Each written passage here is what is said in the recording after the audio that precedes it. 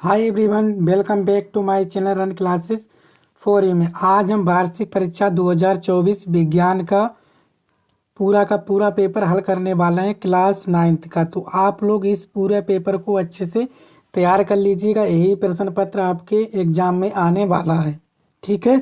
और पूर्णांक है आपका 70 नंबर का, पूरे 70 नंबर आने वाला है। पूरा पेपर में ये सोल्व करके बताने वाला हूँ, पूरा का पूरा पेपर में हल करके आपको बताऊंगा, ठीक है। आप लोग इसको अंत तक देख लीजिएगा।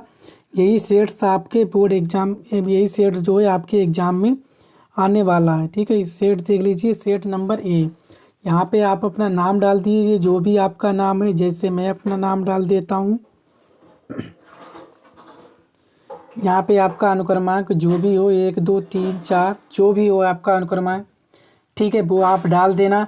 ये पूरा का पूरा आपका पेपर ऐसे ही एग्जाम में आपको देखने को मिलने वाला है। समय है आपका 3 घंटे 15 मिनट का। पूरा पेपर मैं आपको हल करके बताने वाला हूँ, ठीक है। तो आप लोग इस वीडियो को अंत तक देख लीजिएगा और अच्छे से सभी प्रश्नों को तैयार कर लीजिएगा। यही प्रश्न पत्र आपके एग्जाम में आने वाला है। सामान्य निर्देश: प्रारंभ के 15 मिनट परीक्षार्थियों को प्रश्न पत्र पढ़ने के लिए निर्धारित हैं। यह प्रश्न पत्र 2 खंडों, खंड आ तथा खंड बा में विभाजित है, ठीक है। खंड आ में 20 अंक के बहुविकल्पीय प्रश्न हैं। खंड आ बा में 50 अंक के वर्णनात्मक प्रश्न हैं। प्रत्येक खंड 3 उपखंडों का खा गा घा का खा गा में विभाजित है। 3 उपखंड होंगे उसके, ठीक है। फिजिक्स का पोर्शन अलग होगा, केमिस्ट्री का अलग होगा, बायोलॉजी का अलग होगा। यही तो पोर्शन होती हैं आपके 3 विज्ञान में, ठीक है। प्रत्येक खंड के सभी प्रश्न एक साथ हल करना अनिवार्य है। प्रत्येक खंड नए पृष्ठ से प्रारंभ कीजिए। जब भी आप कोई नया खंड करो तो उसे नए पृष्ठ से ही आप शुरुआत कर देना दोस्तों, ठीक है। प्रश्नों के अंक उनके सम्मुख अंकित हैं कि कोई प्रश्न कितने अंक का है, ठीक है। चलिए ये सब देख लीजिए। आवश्यकता अनुसार अपने उत्तरों की पुष्टि स्वच्छ नामांकित चित्रों तथा रासायनिक समीकरणों द्वारा कीजिए, ठीक है। चलो खंड आ हम लोग कर लेते हैं, जिसमें आपके बहुविकल्पीय प्रश्न होंगे 20 अंक के। कितने अंक के? 20 अंक के। प्रत्येक प्रश्न होगा 1 अंक का। जैसे ये वाला प्रश्न है 1 अंक का। चलो बताओ क्या है ये, अच्छे से इसको देख लीजिए। आपके एग्जाम में यही आने वाला है। तो निम्नलिखित में कौन सदिश राशि है? चाल, वेग, द्रव्यमान, समय। तो सदिश राशि कौन सी है, तो ये आपको बताना है। तो आप सभी जानते हो जो सदिश राशि है तो वो है आपकी वेग। ऑप्शन नंबर बी बिल्कुल करेक्ट आंसर है, ठीक है। ये कैसी राशि? अदिश।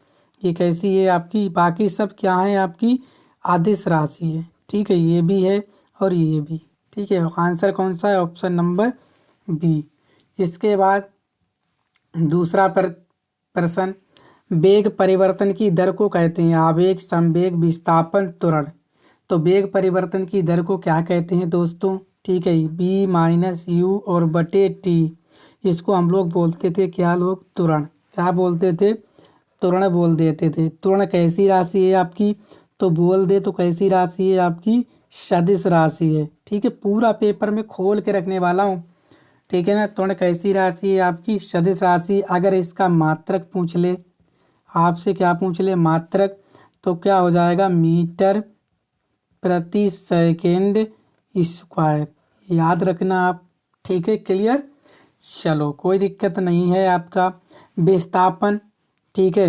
विस्थापन का मात्रक क्या होता है आपका? मीटर, ठीक है। इसी तरह आपके सबके मात्रक होते हैं। देखो संवेग क्या होता है? पी। पी बराबर क्या होता है? M B. इसका मात्रक क्या हो जाएगा?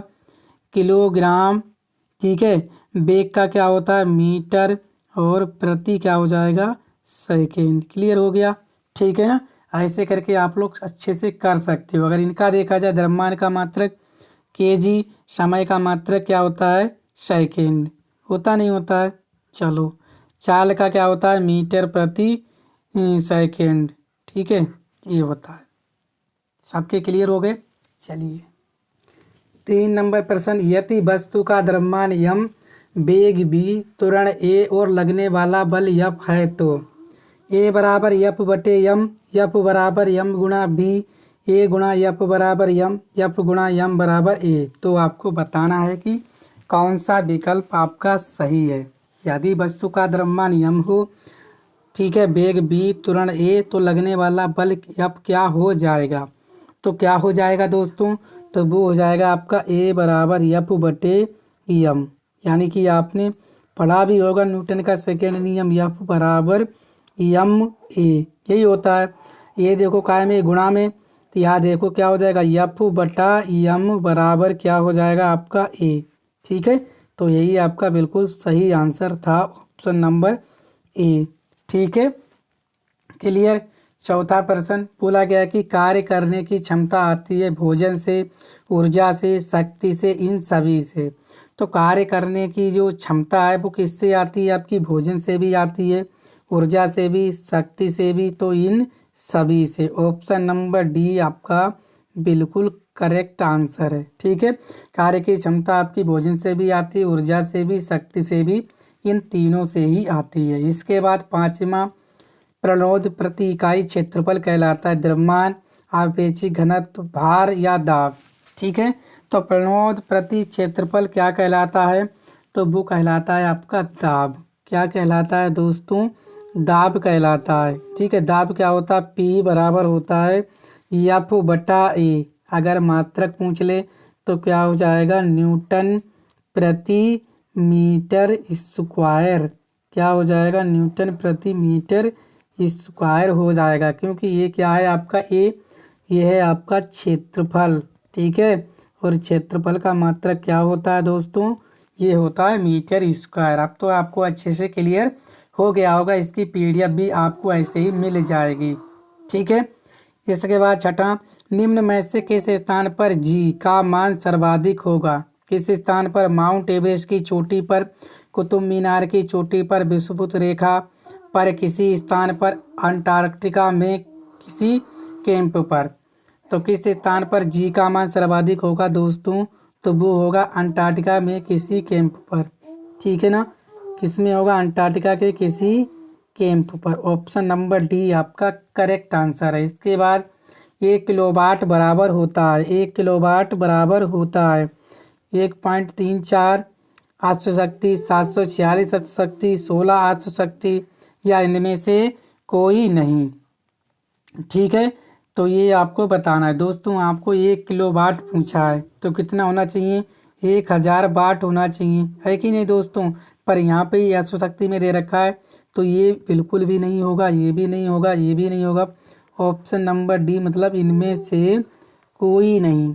ठीक है, क्या हो जाएगा, इनमें से कोई नहीं, ऑप्शन नंबर डी। ठीक है, चलो आठवां, निम्न में पदार्थ नहीं है। क्या नहीं है पदार्थ, हवा, गंध, सर्दी, शीतल पेय।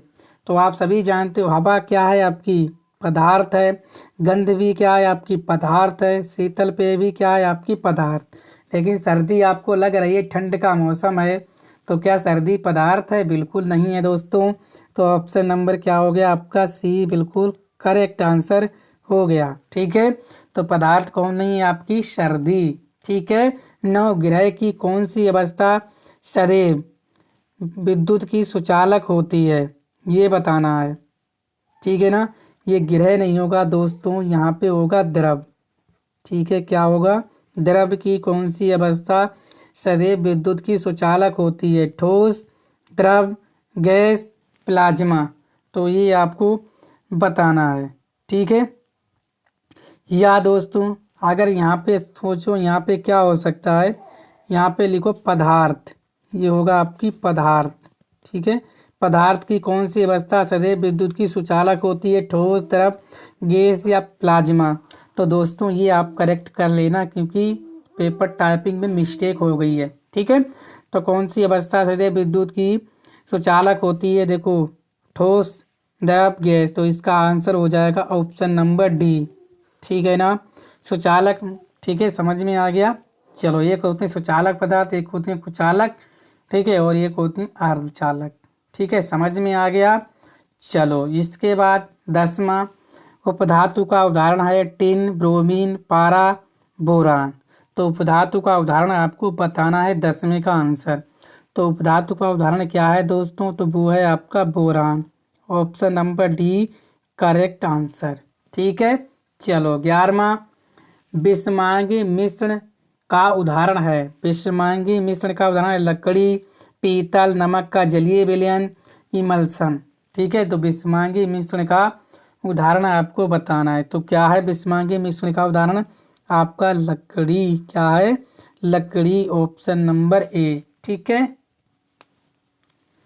CO2 का ग्राम अणु द्रव्यमान है। 12वां क्वेश्चन करेंगे आप। CO2 का ग्राम अणु द्रव्यमान है 44। ठीक है, अणु द्रव्यमान 44 ग्राम, उपयुक्त सभी। ठीक है, तो CO2 का अणु द्रव्यमान कितना आप सभी जानते हो, जो C है, और आपका क्या है O। C का परमाणु क्रमांक कितना होता है? 6, और भार कितना हो जाएगा आपका? 12। कितना हो जाएगा? 12। इसी प्रकार ऑक्सीजन का कितना होता है? 8, और हैं कितने यहाँ पे? O2। तो क्या हो जाएगा? 2 गुणा भार कितना होता है आपका? 16। तो क्या हो जाएगा? 12। यहाँ क्या हो जाएगा आपका? 32। जोड़ दो, कितना आ गया आपका? 44 म्यू। ऑप्शन नंबर बी बिल्कुल करेक्ट आंसर है। ठीक है, आणविक द्रव्यमान कितना होता है आपका CO2 का? तो 44 म्यू। ठीक है, क्लियर। 13, न्यूट्रॉन की खोज की Chadwick, J Thomson, Niels Bohr ने, रदरफोर्ड ने। तो आप सभी जानते हो जो न्यूट्रॉन की खोज की, वो आप ट्रिक जानते हो कि ईंट पर नाच। जानते हो ट्रिक? ईंट पर नाच। ई से इलेक्ट्रॉन, टी से थॉमसन, पी से प्रोटॉन, रा से रदरफोर्ड, ना से क्या हो गया? न्यूट्रॉन, 6 से चैडविक। ठीक है, इसका आंसर क्या हो गया आपका? चैडविक। ऑप्शन नंबर ए इसका करेक्ट आंसर। इसके बाद 14, सामान्य परमाणु क्रमांक एवं भिन्न परमाणु भार वाले परमाणु कहलाते हैं। समस्थानिक, संभारिक, समन्यूट्रॉनिक, इनमें से कोई नहीं। तो समान परमाणु क्रमांक एवं भिन्न परमाणु भार वाले क्या कहलाते हैं? तो वो कहलाते हैं आपके समस्थानिक। ऑप्शन नंबर ए आपका बिल्कुल सही आंसर है। ठीक है, इसके बाद कोशिका का ऊर्जा ग्रह कहलाता है लाइसोसोम, माइटोकॉन्ड्रिया, गाल्जी बॉडी या केंद्रक। तो आप सभी जानते हो जो कोशिका का ऊर्जा ग्रह कहलाता है, वो कहलाता है आपका माइटोकॉन्ड्रिया। ऑप्शन नंबर डी नहीं, ऑप्शन नंबर बी। कौन सा? ऑप्शन नंबर बी बिल्कुल करेक्ट आंसर है। आप लोग डी दे रहे हो, आंसर बिल्कुल गलत है। 16, मानव शरीर में सबसे बड़ी कोशिका है। Nerve cell, muscle cell, liver cell, kidney cell. ये क्वेश्चन बहुत मोस्ट इम्पोर्टेंट है, कन्फ्यूजन वाला सवाल है। तो आप याद रखेंगे मानव शरीर में सबसे बड़ी कोशिका नर्व सेल है। कौन सी है? Nerve cell. Option number A. इसके बाद 17, सिस्टोमेटा पाए जाते हैं। कोलेन काइमा में, पत्ती की सतह पर, जाइलम में, फ्लोयम में। तो स्टोमेटा कहाँ पाए जाते हैं? आपके पौधों में पाए जाते हैं। और कहाँ पर? पत्ती की सतह पर पाए जाते हैं। ऑप्शन नंबर बी इसका करेक्ट आंसर है। मनुष्य का वैज्ञानिक नाम है, आप सभी जानते हो, एवेना, होमोसेपियंस, पैंथ्रालियो, इनमें से कोई नहीं। तो मनुष्य का वैज्ञानिक नाम होता है आपका होमोसेपियंस। कौन सा होता है? होमोसेपियंस। 19, 4 कोष्ठकीय हृदय वाला पाया जाता है। मगरमच्छ, मनुष्य, कुत्ता। तो क्या हो जाएगा आपका? इनमें से सभी। मनुष्य भी होता है 4 कोष्ठकीय, मगरमच्छ भी और कुत्ता भी। 20वां सवाल बोला गया है कि विश्व पर्यावरण दिवस मनाया जाता है 14 सितंबर, 21 मार्च, 15 जुलाई, 5 जून। तो आप सभी जानते हो जो विश्व पर्यावरण दिवस मनाया जाता है वो हर साल 5 जून को मनाया जाता है। कब मनाया जाता है? 5 जून। ऑप्शन नंबर डी इसका करेक्ट आंसर हो गया। तो ये थे आज के हमारे महत्वपूर्ण 20 बहुविकल्पीय प्रश्न। अब हम करने वाले हैं खंड बा, जिसे हम सबसे पहले करेंगे उपखंड का। ठीक है, खंड बा में आपके 3 खंड हैं, उपखंड का, उपखंड खा, उपखंड गा। तो अब हम करेंगे उपखंड का। ठीक है, उपखंड का बोला गया है कि ये वाला देख लीजिए आप, ऐसे ही एग्जाम में आपको देखने को मिलेगा। चाल तथा वेग में अंतर, चाल तथा वेग में अंतर बताइए। ठीक है, तो हम पूरा डिटेल में आपको बताने वाले हैं हल के सहित। चाल तथा वेग में अंतर आप देख लीजिए। ठीक है, क्या है चाल तथा वेग में अंतर? ठीक है, ये इधर है आपकी चाल, इधर क्या है आपका वेग। चाल क्या है? किसी वस्तु द्वारा एकांक समय अंतराल में चली गई दूरी को चाल कहते हैं। और वेग किसे कहते हैं? किसी वस्तु द्वारा एकांक समय अंतराल में तय किया गया विस्थापन वस्तु का वेग कहलाता है। ठीक है, एक नंबर हो गया। दूसरा नंबर, चाल अदिश राशि है, वेग सदिश राशि है। यही सब लिख देंगे आप एग्जाम में, आपको पूरे 4 अंक मिल जाएंगे। तीसरा, चाल में केवल परिमाण होता है, दिशा नहीं। वेग में परिमाण व दिशा दोनों होते हैं। चाल धनात्मक अथवा शून्य हो सकती है, वेग धनात्मक, ऋणात्मक अथवा शून्य भी हो सकता है। ठीक है, इस तरह से आप अंतर जो है छाप देंगे पेपर में। क्लियर हो गया? चलो, इसके बाद क्या बोला गया है आपका? इसके बाद बोला गया है कि गुरुत्वाकर्षण बल से आप क्या समझते हो, इसका मात्रक तथा सूत्र लिखिए। ठीक है, गुरुत्वाकर्षण बल से आप क्या समझते हो, इसका मात्रक तथा सूत्र लिखिए। चलो, इसको भी देख लो, गुरुत्वाकर्षण क्या होता है। गुरुत्वाकर्षण अपने द्रव्यमान के कारण, ये m1 है, ये m2 है, इधर बल लग रहा है F और इधर भी बल लग रहा है F, यानी कि एक दूसरे को क्या कर रहे हैं? आकर्षण कर रहे हैं। ठीक है, बीच की दूरी कितनी है? r। अपने द्रव्यमान के कारण दो वस्तुएं एक दूसरे को जिस बल से अपनी ओर आकर्षित करती हैं उस बल को गुरुत्वाकर्षण बल कहते हैं। ठीक है, दो वस्तुएं हैं और जिस बल से अपनी ओर आकर्षित करें वही क्या कहलाता है? गुरुत्वाकर्षण बल। यदि दो कणों के द्रव्यमान m1 व m2 एवं उनके बीच की दूरी r हो तो कणों का पारस्परिक गुरुत्वाकर्षण बल क्या होता है? F समानुपाती m1 m2 बटे r स्क्वायर। और F बराबर क्या हो जाएगा? जब समानुपाती का चिन्ह हटाओगे तो ये कांस्टेंट आ जाएगा आपका g, जहाँ g अनुक्रमानुपाती नेतांक है, इससे सार्वत्रिक गुरुत्वाकर्षण नेतांक कहते हैं। g का मात्रक अगर पूछा जाए तो न्यूटन मीटर स्क्वायर प्रति kg स्क्वायर होता है। गुरुत्वाकर्षण का बल का मात्रक क्या होता है? न्यूटन होता है। ठीक है, kg का मतलब क्या होता है दोस्तों? किलोग्राम। समझ में आ गया? चलो, अब हम करते हैं अपना नेक्स्ट सवाल। बोला गया सामर्थ्य किसे कहते हैं? कार्य तथा सामर्थ्य में क्या संबंध है? सामर्थ्य किसे कहते हैं? कार्य तथा सामर्थ्य में क्या संबंध है? ठीक है, चलो ये भी देख लो आप, क्या है सामर्थ्य। ठीक है, शक्ति बोल दो चाहे आप सामर्थ्य बोल दो, क्या होता है? कार्य किए जाने की समय दर को शक्ति या सामर्थ्य कहते हैं। यदि किसी मशीन द्वारा W कार्य T समय में संपादित किया जाए तो मशीन की सामर्थ्य जो P हो जाएगी वो कार्य बटे समय, कार्य का प्रतीक W, समय का प्रतीक T। ठीक है, तो P बराबर क्या हो जाएगा? W बटे T। शक्ति या सामर्थ्य का मात्रक जूल प्रति सेकेंड या वाट होता है। ठीक है, समझ गए ना? क्या होता है शक्ति का मात्रक या सामर्थ्य का मात्रक? जूल प्रति सेकेंड या वाट होता है। क्लियर हो गया? और मशीन द्वारा किया गया कार्य, यहाँ से क्या हो जाएगा? त्रिछी गुणा करोगे तो क्या हो जाएगा? W बराबर PT हो गया। यदि T बराबर हम क्या रख दें इसमें? 1 सेकेंड रख दो T बराबर, तो क्या हो जाएगा? तब W बराबर क्या हो जाएगा? P। इसका मान 1 से गुणा करोगे P में तो P आएगा। ठीक है, तथा एकांक समय में, एकांक मतलब जो T का मान बढ़ रखा है इसीलिए हो गया एकांक समय में कर्ता या मशीन द्वारा किया गया कार्य उसकी सामर्थ्य या शक्ति के बराबर होता है। यही कार्य तथा सामर्थ्य में संबंध है। यही जो है कार्य तथा सामर्थ्य में संबंध है दोस्तों। क्लियर हो गया? ठीक है ना? बहुत ही महत्वपूर्ण सेशन है ये और बहुत ही महत्वपूर्ण एग्जाम में आने वाले प्रश्न भी आपको यही देखने को मिलने वाले हैं। इसके बाद एक मशीन 20 सेकेंड में 150 जूल कार्य करती है, इसकी सामर्थ्य क्या होगी?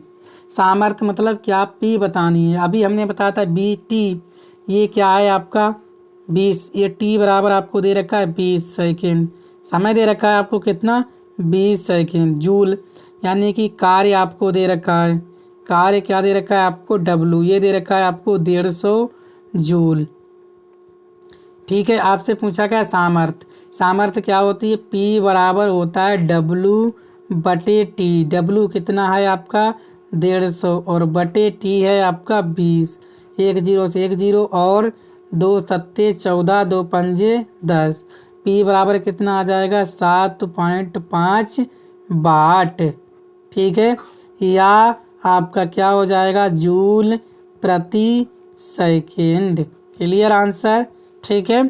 इसके बाद अथवा में ये कर सकते हो, तरंगे कितने प्रकार की होती हैं, उनके एक एक उदाहरण दीजिए। तो आप सभी जानते हो तरंगे दो प्रकार की होती हैं आपकी, कौन कौन सी, यांत्रिक तरंग और विद्युत चुंबकीय तरंग। ठीक है, आप समझ लीजिए इसको भी।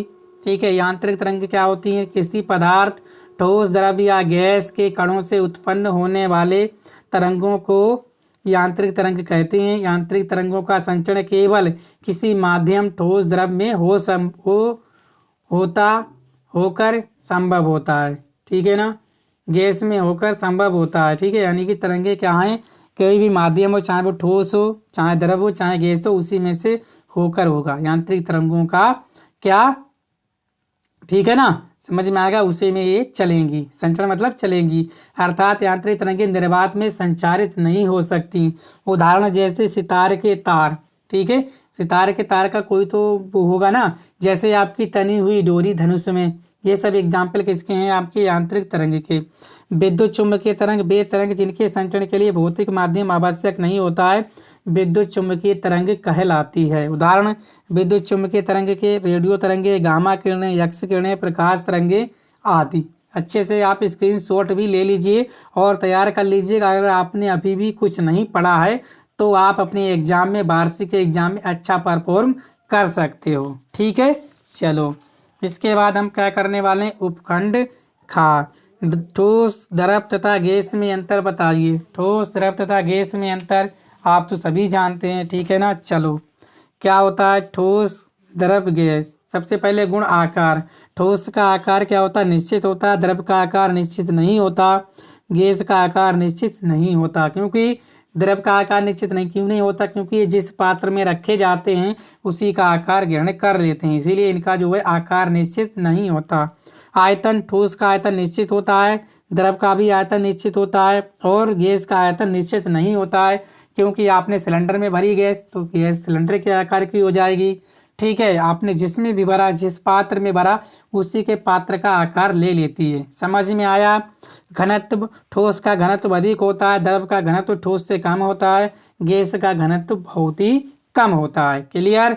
इसके बाद तल, ठोस का तल समतल होना आवश्यक नहीं है। स्थिर द्रव का तल सदैव समतल होता है, गैस का कोई भी तल नहीं होता है। ठीक है, जिस तल में जिस प्रकार के रखोगे, जैसी उसकी तली होगी वैसे ही आकार ग्रहण कर लेगी गैस। समझ में आ गया।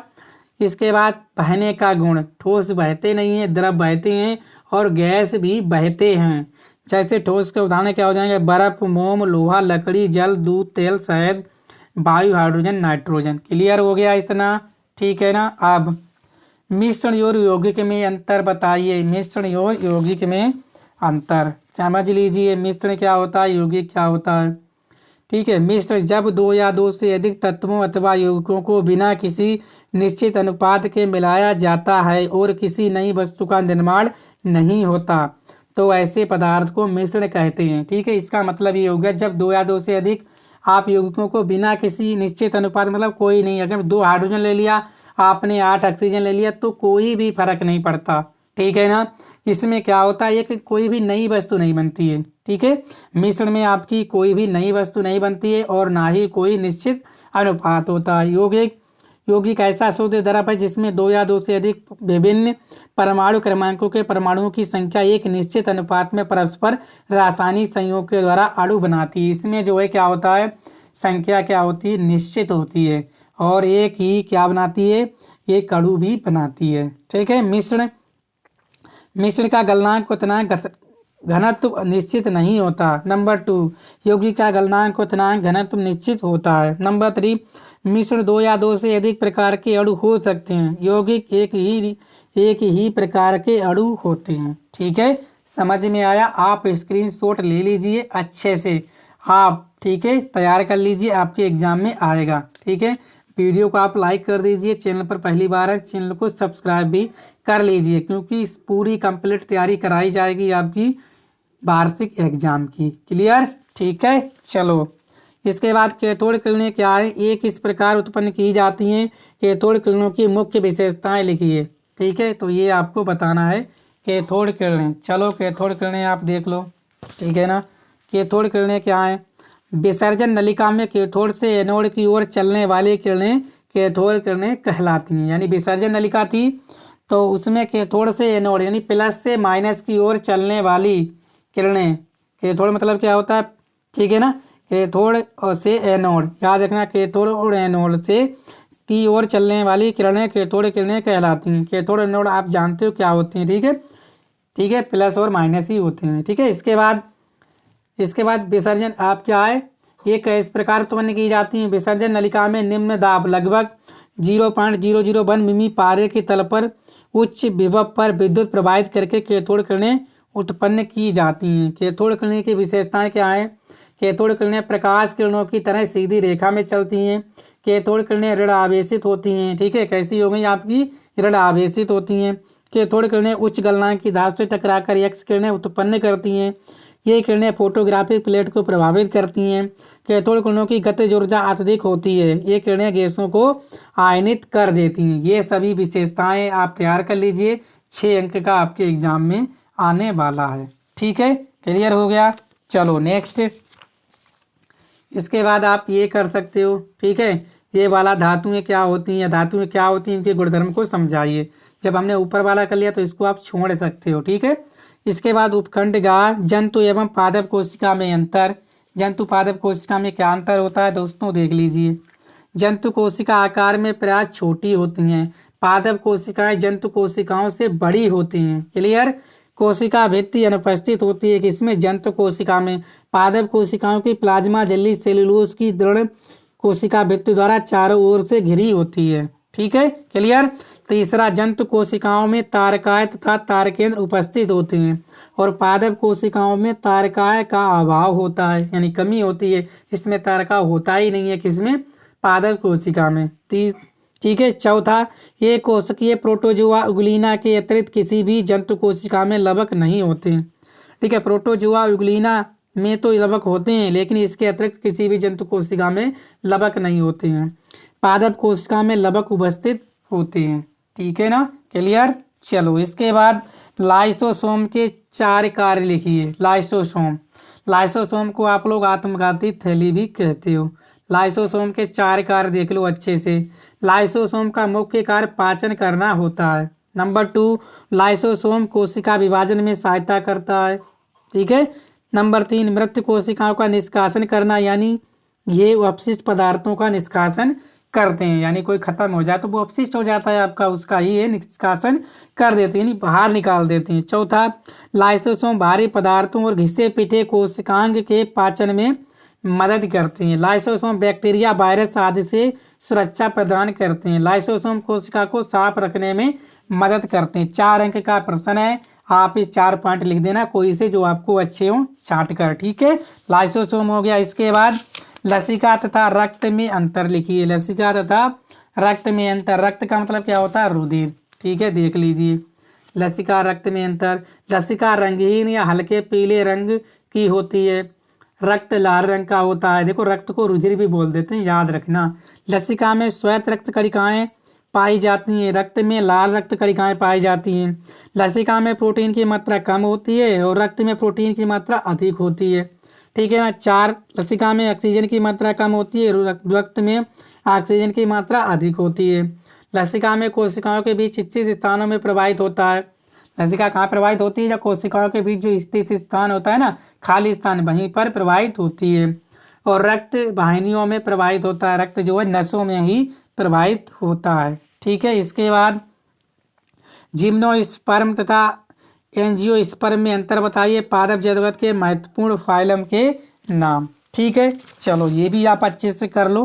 पूरा प्रश्न मैंने आपको हल करके बता दिया है, तो एक लाइक कर दीजिए, चैनल को सब्सक्राइब भी कर लीजिए और वीडियो को शेयर भी कर दीजिए, क्योंकि मैं आपके लिए मेहनत कर रहा हूँ आपको एग्जाम में 70 में से 70 नंबर दिलाने के लिए, ठीक है। जिम्नोस्पर्म और अनावर्त बीजी जिसे कहते हैं, एंजियोस्पर्म जिसमें आवर्त बीजी, अनावर्त बीजी जिसमें बीज नहीं होते हैं, आवर्त बीजी जिसमें बीज होते हैं, ठीक है। चलो जिम्नोस्पर्म, इनमें परागण वायु द्वारा होता है। इनमें परागण वायु कीट जंतुओं द्वारा होता है। इसमें केवल परागण किसके द्वारा होता है, वायु द्वारा।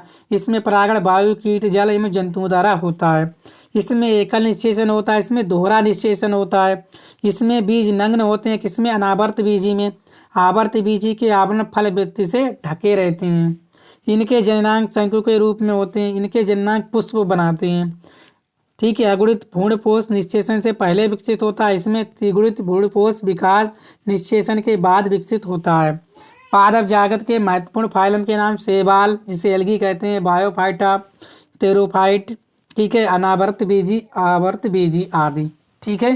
तो ये सब हो गए आपके महत्वपूर्ण प्रश्नों का पूरा हल करके मैंने बता दिया है। ठीक है ना। तो बने रहिए हमारे साथ, वीडियो को शेयर करना, चैनल पर पहली बार है चैनल को सब्सक्राइब भी कर लीजिए। Thank you.